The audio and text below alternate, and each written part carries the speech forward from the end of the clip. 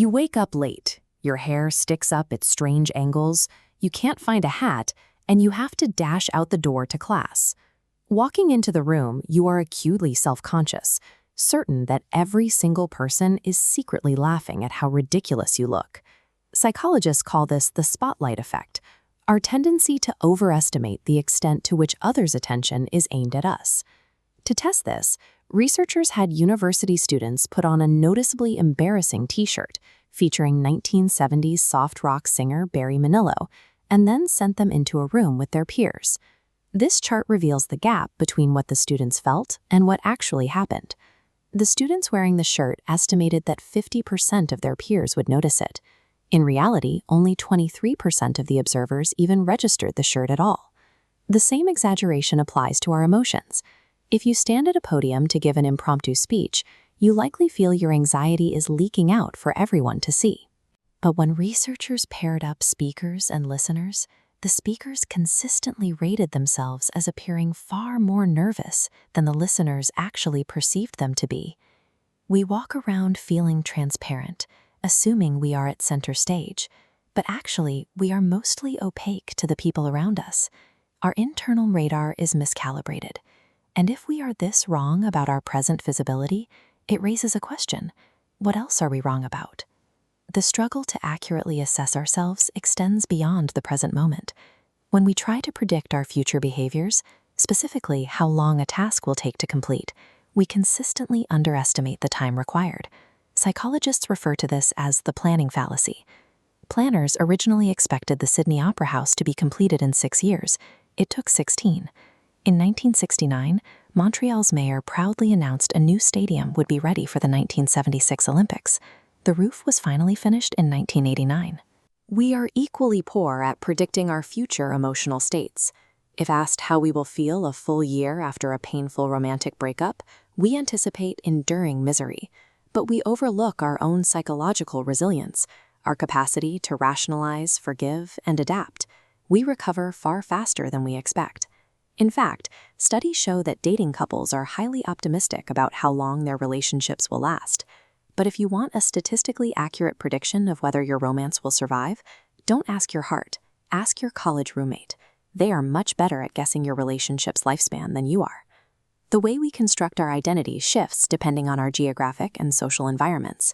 Western cultures tend to prioritize individualism, defining identity through personal attributes and unique goals. Conversely, many cultures native to Asia, Africa, and Central and South America emphasize collectivism, where identity is tied deeply to the group. Researchers showed participants identical objects with one outlier, like green pens surrounding a single orange pen. 77% of Americans selected the uncommon color, seeking uniqueness. Meanwhile, only 31% of Asian participants chose the outlier, preferring shared tradition. Individualism is currently increasing globally, a trend clearly visible in our media. Between 1980 and 2007, popular song lyrics shifted. They moved away from collective love songs using we and us, and leaned heavily into self-celebration using I and me. This was a trend popularized by artists bringing sexy back to the charts in the mid-2000s. The data suggests that even our desire to be a unique, independent thinker is influenced by cultural patterns we rarely notice. The human brain is remarkably adept at distorting reality to suit its own image. This pattern, known as the self-serving bias, allows us to maintain a favorable view of ourselves even when the facts suggest otherwise. When we ace an exam or win a game, we eagerly accept the credit, attributing the success to our hard work and sheer skill.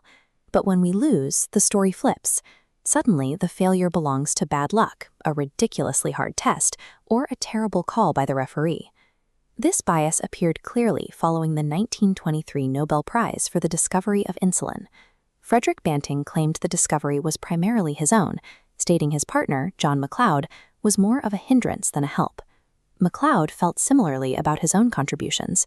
He routinely omitted Banting's name entirely in public speeches about the medical breakthrough. We protect our egos to the point of mathematical impossibility. When surveyed, the vast majority of people, even those currently hospitalized for car accidents, rate themselves as above-average drivers. Our brains readily prioritize a comfortable, protected ego over objective truth.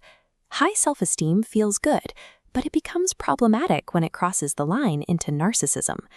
Narcissism sits within the dark triad of negative psychological traits. It represents the tipping point where healthy ego protection mutates into an inflated sense of superiority, stripped of any care for other people. This graph visualizes an experiment where students wrote essays and received rigged, highly critical feedback. The data shows exactly who retaliated by blasting painful noise into their critics' headphones. The highest spike in aggression didn't come from insecure students. It came specifically from students who scored high in both self-esteem and narcissism. Actively pursuing unconditional self-esteem creates a psychological trap. When we focus obsessively on boosting our own image, we become less open to criticism, less likely to empathize with our peers, and increasingly fragile when we eventually face failure.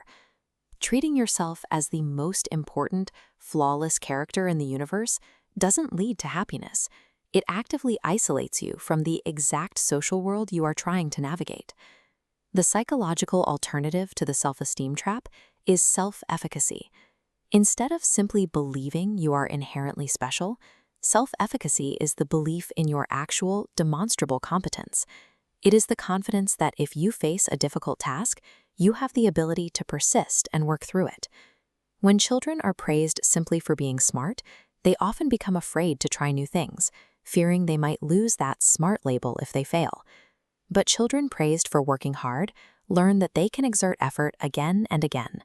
Their resilience grows. As you navigate your daily life, remember the spotlight effect. The people around you are wrapped up in their own complex internal worlds. They are missing your awkward haircut, and they are completely ignoring your public blunders. Recognizing that you are a highly biased stranger to yourself is not a tragedy. It removes the pressure of having to be the center of the universe. It frees you to look outward, to understand your biases, and to see the world and your place in it clearly.